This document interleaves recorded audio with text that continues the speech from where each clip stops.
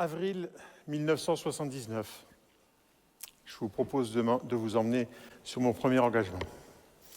Je suis lycéen, pas très loin d'ici, au lycée de Rombin. Il est 10 heures, la fameuse récréation. Une amie s'approche de moi et me dit « Bernard, est-ce que tu seras là jeudi ?» J'ai un doute. Jeudi, je ne me souviens pas d'un rencard avec Frédéric, puisque c'était son prénom. Et en plus, si j'avais eu un rencard, je m'en souviendrais, puisque j'avais, comment dirais-je, quelques projets pour Frédéric.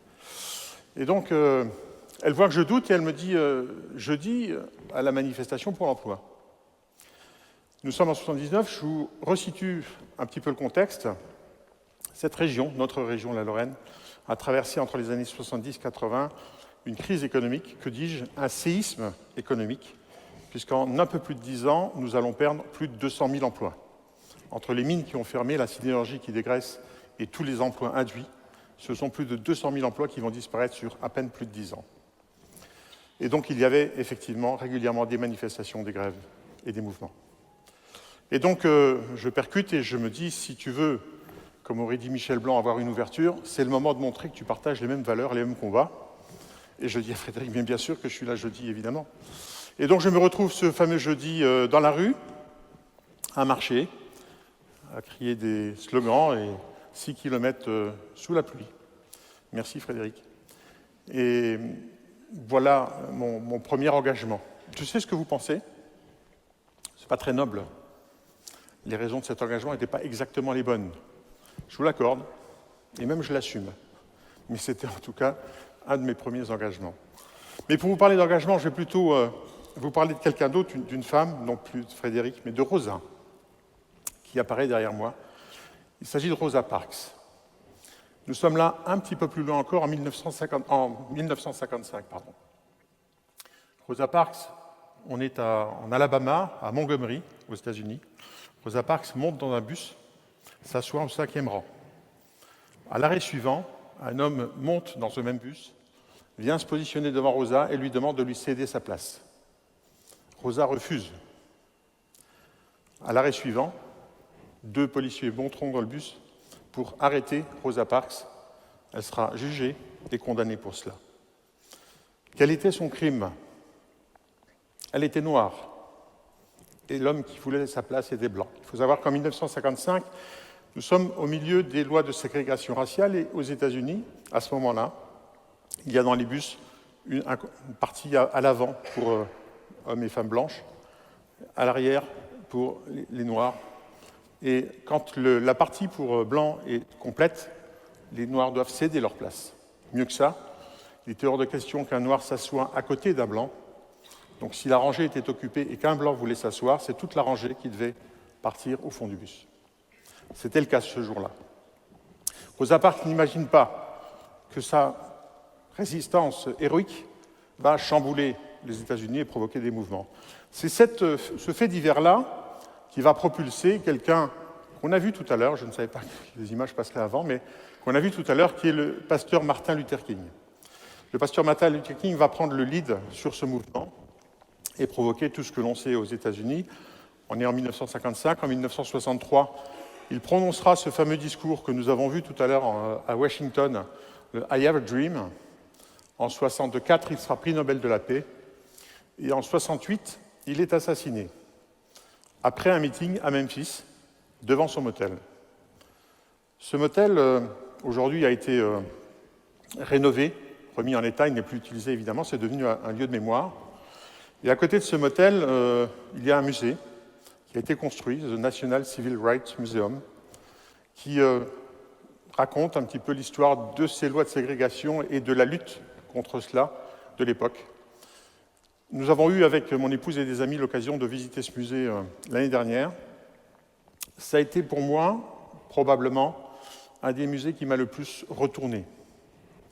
J'étais chamboulé, il m'a littéralement arraché des larmes, et cette histoire, l'histoire de Rosa Parks et tout ce qu'on peut y voir, des objets, des photos et des vidéos, m'a vraiment perturbé ce jour-là. C'est pour ça que je vous parle de ce fait divers qui a provoqué derrière tout ce que l'on sait. Mais je vous propose de revenir En France et en Lorraine, puisque le motel dont on parle, je ne sais pas si je vous l'ai dit, s'appelle le motel Lorraine. Par le plus grand des hasards, ce motel s'appelle le motel Lorraine, là où a été assassiné Martin Luther King. Je vous propose de revenir chez nous et de nous poser ensemble une question. Question que je me suis posée en préparant cette intervention. Finalement, est-ce que l'engagement procède d'une démarche altruiste, ce qu'on pourrait penser de premier abord, ou d'une démarche personnelle, voire même égoïste? Vous avez 2 heures.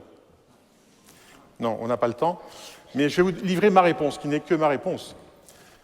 Je pense que, pour y avoir réfléchi, l'engagement est avant tout une démarche personnelle, voire même égoïste. Et pourquoi? Pour arriver à cette réponse, je me suis demandé pourquoi je m'engageais. Qu'est-ce qui m'a amené à m'engager? Et finalement, la plupart du temps, je crois pouvoir dire que j'ai eu l'occasion de m'engager plusieurs fois dans ma vie, la plupart du temps, ça procède d'une démarche, d'un besoin personnel, d'un besoin de me sentir présent, de me sentir là où je suis, de me sentir utile.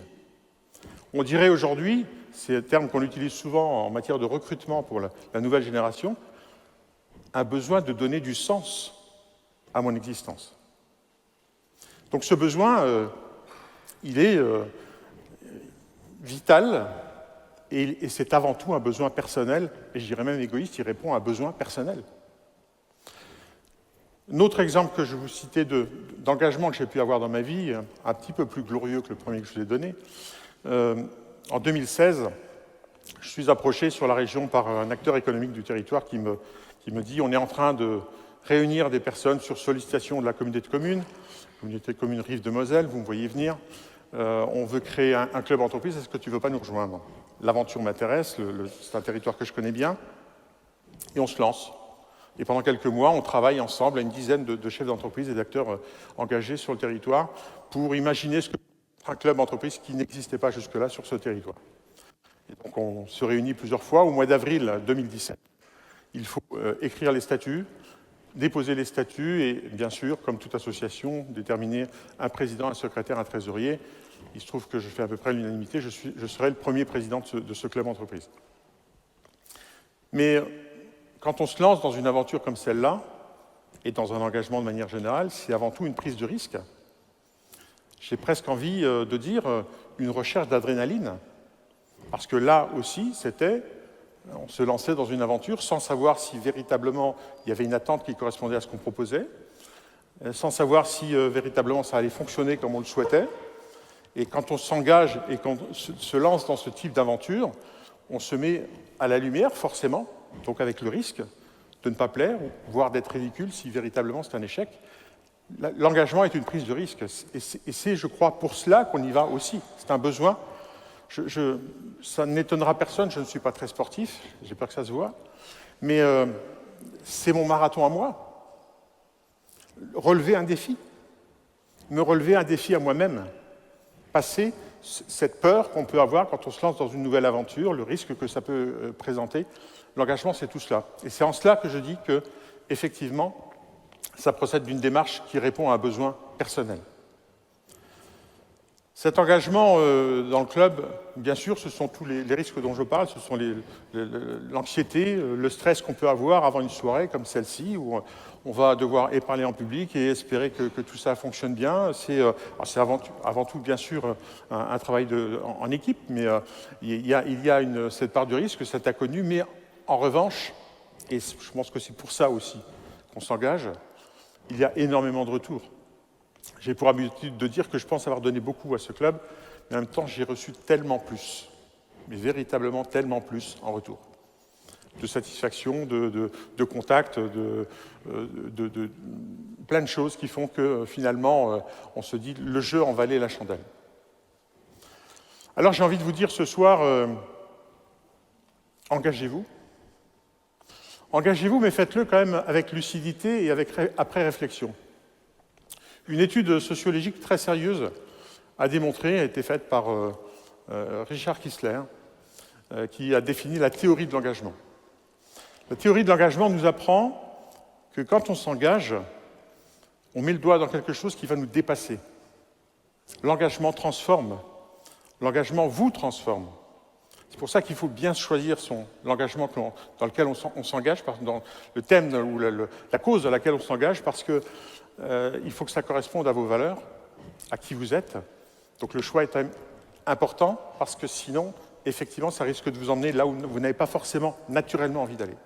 Donc l'engagement vous transforme, vous apporte et vous porte à un moment donné, et vous dépasse même, en tout cas, au-delà de ce que vous pouviez espérer. Voilà ce que je voulais vous dire.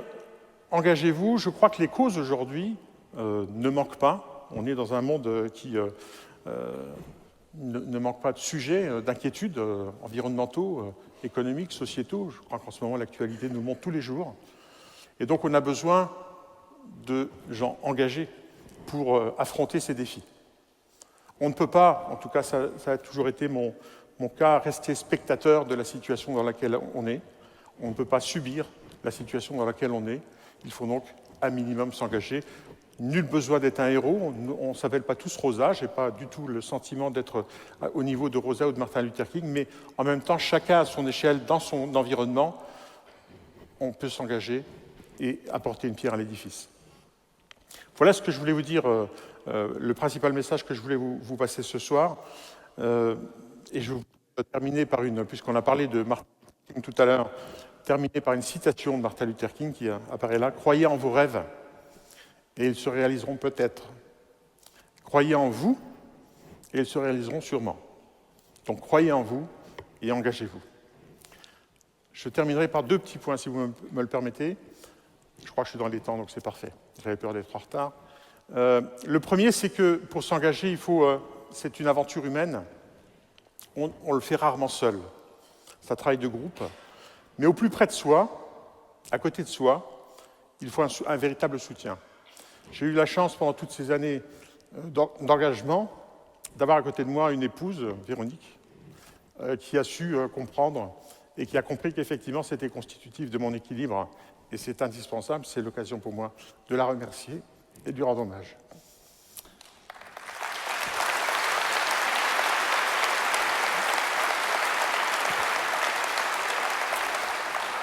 Je vous remercie et je terminerai par un point qui me semble essentiel aussi pour cette intervention. Je crois que vous vous posez tous une question après mon intervention.